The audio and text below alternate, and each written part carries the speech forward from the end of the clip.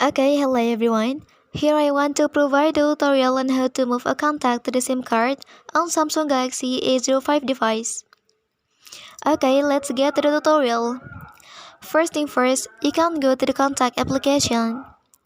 After that, here you can select the three line here. And then you can tap this option.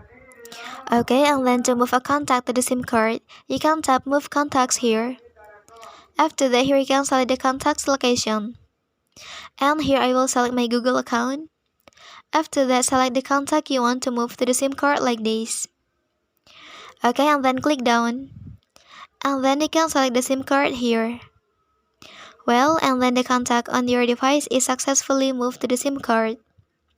Well, that's the tutorial on how to move a contact to the SIM card on Samsung Galaxy A05 device. If you are helped by this video, don't forget to like and subscribe to get other information from this channel. Thank you.